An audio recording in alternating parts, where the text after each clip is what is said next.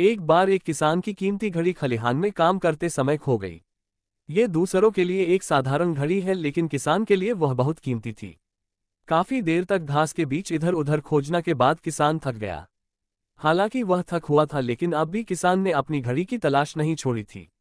उसने खलिहान के बाहर खेल रहे बच्चों से मदद करने का अनुरोध किया और जो भी उसकी खोई हुई घड़ी वापस ढूंढ देगा उसे आकर्षक इनाम देने का वादा किया। इनाम के बारे में सुनने के बाद सभी बच्चे घड़ी को ढूंढने लग गए। बच्चे खलिहान के अंदर चारों तरफ फैल गए।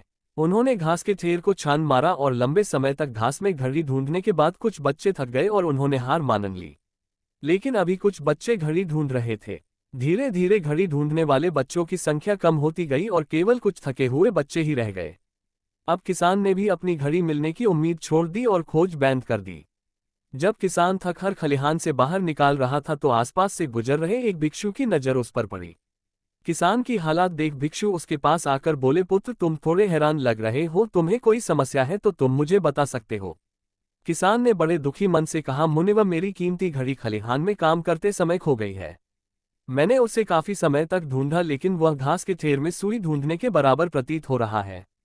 वो घड़ी मेरे लिए रतन से भी अधिक कीमती थी, क्योंकि उसे मुझे मेरी पत्नी ने भेंट में दी थी और यह उसकी आखिरी निशानी थी। लेकिन मैंने आज उसे भी खो दिया है। किसान की परेशानी सुन भिक्षु ने उसे कहा, मैं एक प्रयास करके देखता हूँ, शायद मैं उसे ढूंढ पाऊँ। किसान पूरी तरह से हताश हो चुका था, लेकिन वह घड़ी ढूंढने की एक भी उम्मीद छोड़ना नहीं चाहता था। भिक्षु खलिहान के अंदर गए और थोड़ी देर बाद भिक्षु हाथ में घड़ी लेकर बाहर आए।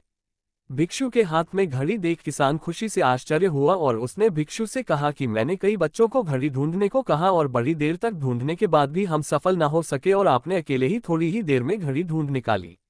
भिक्षु ने उत्तर दिया कि मैं घड़ी को ढूंढने की बजाय उसकी आवाज सुनने का प्रयास कर रहा था। मौन में आवाज सुना और उसकी खोज करना बहुत आसान था। मैंने बस अंदर जाकर शांति से घड़ी की टिक टिक की आवाज को सुना और आवाज की दिशा में उसे ढूंढने का प्रयास किया।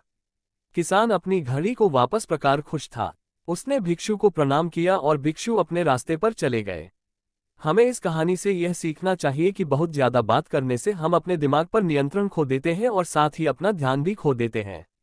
जो लोग बहुत ज्यादा बोलते हैं उनके पास किसी एक काम पर ध्यान केंद्रित करने की काबिलियत नहीं होती, वह अपने किसी भी लक्ष्य पर पूरी तरह से केंद्रित नहीं हो पाते और अगर हम केंद्र नहीं हैं तो जीवन की सच्चाई को समझ नहीं पाएंगे और ना ही कभी मनचाही सफलता हासिल कर पाएंगे।